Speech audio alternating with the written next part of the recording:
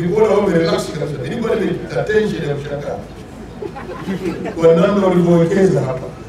Naambiwa majengo haya na eneo lote la milioni 5. Sasa hapo wengine milioni 5 zingebaki hapa moja kunywa bia. Na hiyo na afya njema kama tunavyoona kwa sababu wale wana afya njema ndio nazo nyingi, lakini aliamua na nia siwaache atuwekee kituo hiki, hospitali hii kwa ajili yetu. Profesa Goma, nimemsikia waziri wa afya, naibu waziri wa afya, kabla sijamuuliza ameanza kujieleza mwenyewe.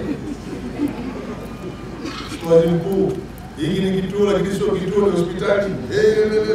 Kasema mengi. Nakwambia yeye mwenyewe ndio anawajibika kufanya marekebisho ya hatua zote alizotaka mimi niseme.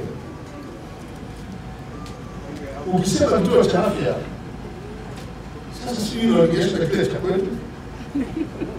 Sisi kituo chetu cha afya ni bilioni 500. Hii ni bilioni 5. Ziko 500 kwa 10. Mahitaji kituo cha afya. Lakini huduma zilizoko huko ndani zinatosha kumpandishia hadhi. Hebu harakisheni. Sema kama mimi nateseka na kufungua jio la msingi, eti kituo cha afya. Mnitesa. Baliza hatua iliyobaki ipewe hali hospitali. Kama kuna eneo mnadhani linahitaji kufanywa maboresho, mshirikiane naye. Kazi anayofanya huyu ni kubwa ya kuiunga mkono serikali kuwahudumia Watanzania kwa afya zao.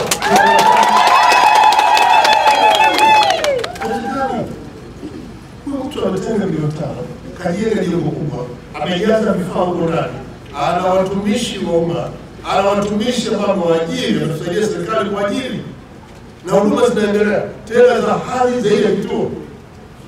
Tunataka kuendelea kuita kituo. Kwa nini nilileta mimi kufungua kituo cha afya? Badala ya kufungua hospitali, nitarudi tena hapa kufungua.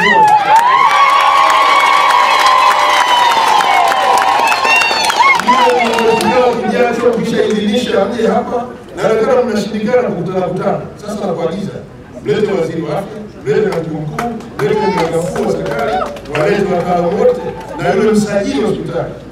Niwakute ofisini kwangu Dodoma, ili niambie hapa mnapata kazi nini, ili kusalama apate hadi ya hospitali.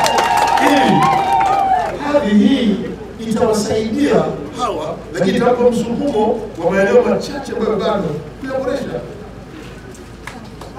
Kwa hiyo nishawaita wanaongea ofisini kwangu kujadili juu ya hospitali hii. Anawaita kwa sababu wananitesa kwa kufungua kituo cha afya kule jengo lenyewe na mambo yako ndani ya hospitali. Dr. Mole, haiwezekani. Sisi tumefanya mambo mengi. Shukuru sana. Leo nimefarijika kwa kutembelewa na Mheshimiwa Waziri Mkuu kuzindua hospitali yetu. Na baada ya Waziri Mkuu kupitia maeneo ya hospitali, alisema mbele ya hadhara kwamba hadhi ya hiki kituo cha afya kama kilivyosajiliwa na Wizara ya Afya, kwa maono yake hadhi yake ni ya hospitali. Hicho ndicho tulichojenga sisi. Lakini ilipofika wakati wa usajili, tulipoomba usajili, kulikuwa na kigezo cha namba ya wafanyakazi. Wanasema lazima wafanyakazi wazidi 60. Na huo umeajiri kabla hata hujapewa usajili. Upeleke na mikataba yao kabisa ili waweze kukudai mishahara yao hata kama hujaanza hiyo. Hilo likawa gumu. Kwa hiyo nikamwambia kama ni hivyo, isajiliwe kituo cha afya wakati tutajipanga vizuri. Tangu tumeanza huduma hizi ni kama mwaka mmoja hivi. Na tumepata hii bahati ya kutembelewa na Waziri Mkuu na kuzindua hospitali yetu. Na alipoamua na kuagiza Wizara ya Afya kwamba tufanye kazi pamoja, tuhakikishe vigezo vyote vinafikiwa ili huu uwekezaji uweze kufikia malengo yake, ambayo ni kutoa huduma kwa jamii hii hapa bila faida yoyote, kama namna fulani ya kurudisha kwa jamii. Mimi ninaamini baada ya waziri mkuu hapa, kitakachotokea ni maongezi na wahusika wa usajili ya hospitali, tufikie mwafaka kwa jinsi ya kuifanya hii iwe hospitali inafanya kazi kama hospitali kwa hudumia wa Tanzania. Lakini kwa hichi waziri mkuu alichosema hapa kwamba hataki kusikia ikiitwa kituo cha afya, anataka ikaende kwa hospitali. Kwa maana tayari sisi tumefurahi kuliko maelezo. Yaani hata ingewezekana leo angepiga simu kwa rais amwambie iwe, ili tuondokane na changamoto za kwenda KSMC, kwenda Mawenzi, kwenda sehemu zingine ambazo tunaenda kupata huduma ya afya. Jumla hospitali imetupa fursa kubwa, kwa sababu mwanzo kabla hospitali hii tulikuwa tunatembea kilomita kutoka hapa mpaka Mawenzi ambao ni kilomita 78.